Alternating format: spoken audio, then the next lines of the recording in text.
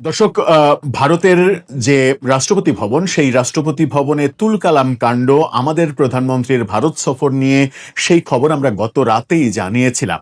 গত রাতে এই খবর নিয়ে আলোচনা যখন করেছিলাম এবং আমাদের প্রধানমন্ত্রীর ভারত সফর নিয়ে একেবারে নিশ্চিত করেই সন্দেহ তৈরি হয়েছে, যখন রয়টার্স সহ বিভিন্ন গণমাধ্যম নিশ্চিত করছে, ঢাকার ভাষ্য হচ্ছে ভারতের উত্তর, বাংলাদেশের দেয়া শর্তের প্রেক্ষিতে ভারতের উত্তর না দেয়া পর্যন্ত, না পাওয়া পর্যন্ত প্রধানমন্ত্রী তারেক রহমান ভারত সফর করবেন না। এরকম জটিলতা যখন তৈরি হয়েছে, জটিলতা যখন চলছে, তখন ভারতের পররাষ্ট্র মন্ত্রণালয় রীতিমতো ঝাঁঝালো কথা বলল এই প্রথমবারের মতো। কিন্তু ইস্যুটা আমাদের প্রধানমন্ত্রীর ভারত সফর নয়, ইস্যুটা হচ্ছে সাম্প্রতিক সময়ে আমরা যে সৌদি সামরিক জোটে যোগ দিয়েছি সেটাকে কেন্দ্র করে, এবং সেটাকে ভারত খারাপ দৃষ্টিতে দেখছে, নেগেটিভ দৃষ্টিতে দেখছে। সেই কথাটা পররাষ্ট্র মন্ত্রণালয়ের মুখপাত্রের মুখ দিয়ে একেবারে তির্যকভাবে উচ্চারিত হলো। এবং আমরা দেখেছি যে গত 2 বছরে ভারতের পররাষ্ট্র মন্ত্রণালয় কখনোই কোনো তির্যক মন্তব্য করেনি বাংলাদেশ সম্পর্কে। আকারে, ইঙ্গিতে, কৌশলে তারা নানাভাবে সফট ওয়ার্ড ব্যবহার করে পাশ কাটিয়ে যাওয়ার চেষ্টা করেছে। কিন্তু এবার প্রথমবারের মতো তারা বেশ শক্ত শব্দ, শক্ত বাক্য প্রয়োগ করলো। এতে করে মনে হচ্ছে যে বাংলাদেশের সৌদির দিকে ঝুঁকে যাওয়া এবং সৌদি জোটে যোগ দেয়া, এটা ভারতের জন্য একটা বড় মাথা ব্যথার কারণ হয়ে দাঁড়িয়েছে।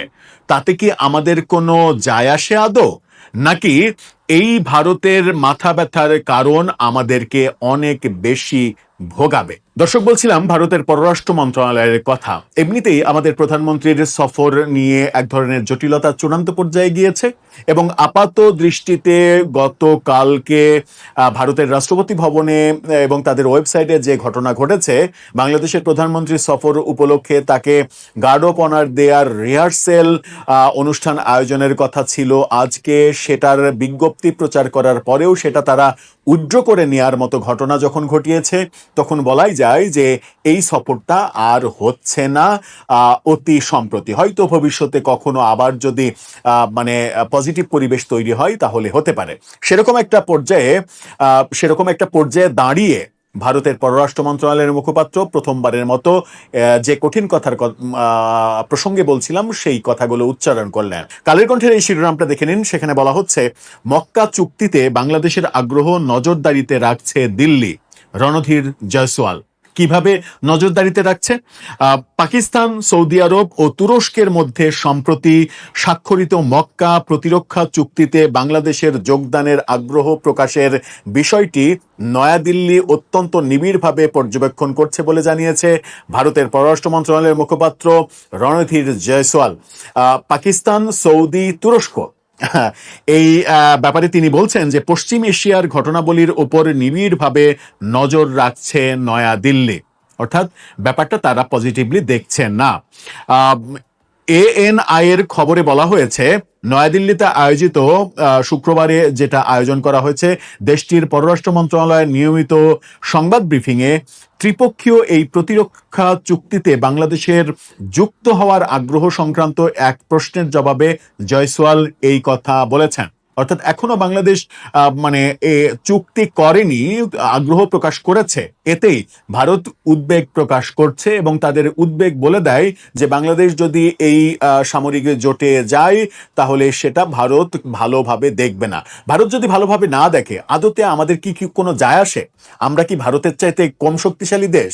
ভারতের সঙ্গে যে কোনো সময় যদি আমাদের লেগে যায়, তাহলে আমরা ডক্টর ইউনূসের আমলে আসিফ মাহমুদ, সজীব ভুঁইয়া ওই ইয়ারগান দিয়ে যে বন্দুক চালানো শিখিয়েছেন হাজার হাজার যুবকদের প্যারামিলিটারি বানানোর জন্য, সেই প্যারামিলিটারি ফোর্স ইতিমধ্যে হয়তো আমরা লক্ষ লক্ষ বানিয়ে ফেলেছি। সুতরাং ভারত আমাদের সঙ্গে লাগতে আসলে তো পারবে না। যতই পরমাণু শক্তিধর দেশ হোক, যতই সামরিক শক্তিধর দেশ হোক, বাংলাদেশের একজন প্যারামিলিটারি, এবং তিনি যদি জুলাই যুদ্ধের মতো এত বড় যুদ্ধ করে অভিজ্ঞতা অর্জন করে ফেলেছেন যদি ইতিমধ্যেই, তাহলে তার সামনে 100 ইন্ডিয়ান আর্মি কি দাঁড়াতে পারবে?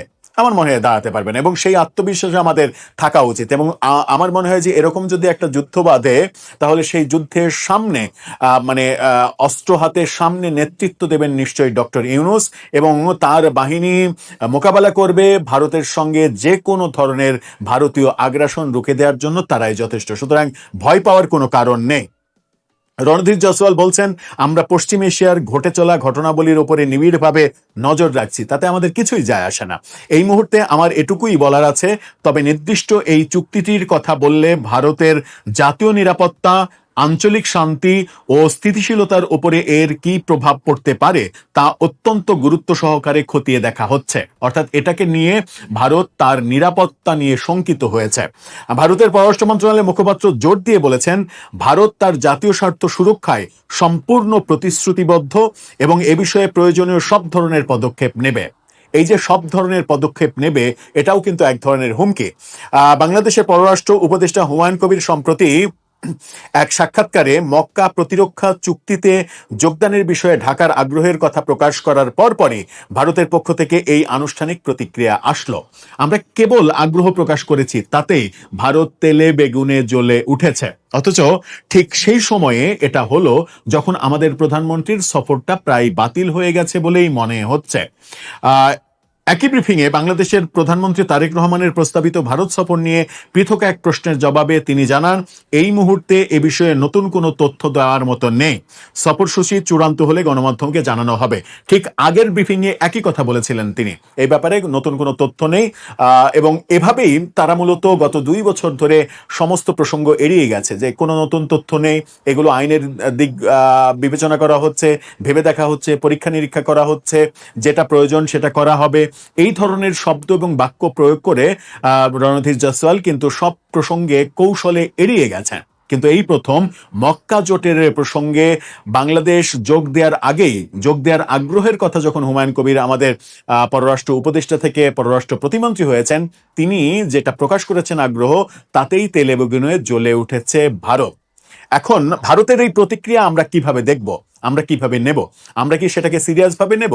আমরা কি মনে করব যে ভারত এটা হুমকি দিল, তার হুমকির পরিপ্রেক্ষিতে আমরা কি যুদ্ধের প্রস্তুতি নেব? এবং সেই ক্ষেত্রে কি ডক্টর ইউনূসকে আমরা প্রস্তুত থাকতে বলবো যে আপনি আপনার সৈন্য সামন্ত নিয়ে প্যারামিলিটারি যাদেরকে তৈরি করেছেন তাদের নিয়ে রেডি থাকুন? নাকি কোনো ধরনের কোনো উত্তেজনাকর পরিস্থিতি আমরা চাইব না? আমরা চাইব সমঝোতা, সমাধান, আলোচনা, পারস্পরিক বন্ধুত্ব, এবং একটা কথা আমরা ভুলে যাব না, সেটা হচ্ছে যে আত্মীয় বদলানো যায় কিন্তু প্রতিবেশী বদলানো যায় না। প্রতিবেশী ইচ্ছা করলে আমরা বদলাতে পারবো না। প্রতিবেশীকে এটা চিরন্তন সত্য, সে তার জায়গায় থাকবে। সুতরাং সে তার জায়গায় থাকবে, এই চিরন্তন সত্যকে মাথায় রেখেই আমাকে কূটনৈতিক সিদ্ধান্তগুলো নিতে হবে।